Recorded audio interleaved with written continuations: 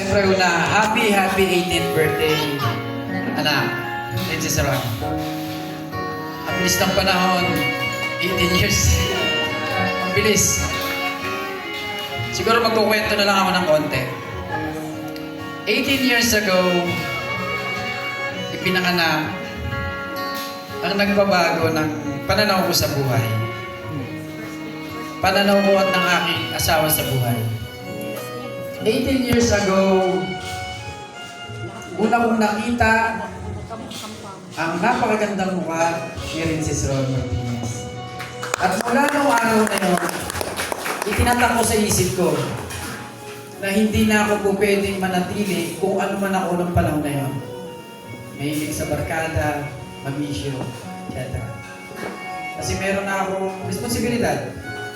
Responsibilidad kong i-provide ang pangangailangan ni Princess at ng binubuong pamilya. Nagpapasalamat ako sa Panginoon kasi lalo kay Princess, sinapakasipag mag-aral ni Princess.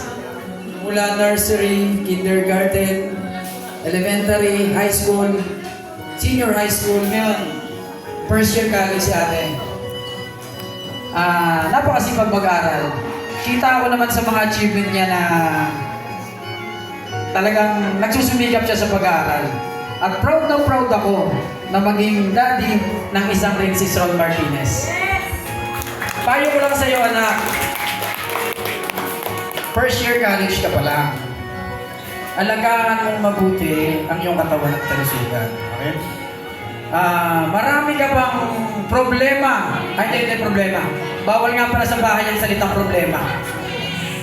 Marami ka bang challenges na pagdadaanan sa buhay? Challenges na magpapatatag sa iyo at magpapatibay sa iyo bilang isang tao. Paminsan-minsan, anak, okay lang naman magkamali. Okay lang yon. Masyado kasing pulito yung anak ko. Gusto. Minsan-minsan okay lang magkamali. Kasi anak, yung pagkakamali, parte ng pagkatao. yun yung pinakamagaling na teacher sa buhay. Ang pagkakamali, anak, doon tayo matututong mahuhubog para mas maging matibay pang tao. Okay lang yan, anak. Happy birthday, anak. I love you so much. Teka, pasalamatan ko na rin nga pala. Maraming baka hindi na ako magsalita mamaya. Pasalamatan ko lang din lahat ng dumalo sa special 18th birthday ng anak ko. Mag-enjoy lang po tayo. Nawa po, I hope, nakarating tayong lahat ng ligtas dito at nawa po, uuwi po ang lahat ng ligtas sa kanilang mga tahanan. Lalo na po yung nanggaling pa sa mga malalayo. Gusto ko rin pasalamatan ang mga namuno para sa event na to. Kasi wala ako bilang isang ama ni Princess, dapat ako mismo yung hands-on na nag-aasikaso nito. Pero wala ako Kararating ko lang kanina. Nangangarap pa nga ako Kasi magkakalit pagka naligta ko. Nakadalawang biling ako ng ticket Gusto kong pasalamatan si Tito Dol, Ate Weng, na hands-on na nag-asikaso. At syempre sa asawa kong si Rina, na tumatayong ama't ina ngayon sa aking pamilya habang wala ko. I love you, Mami. Rihanna, shoutout kay Rihanna.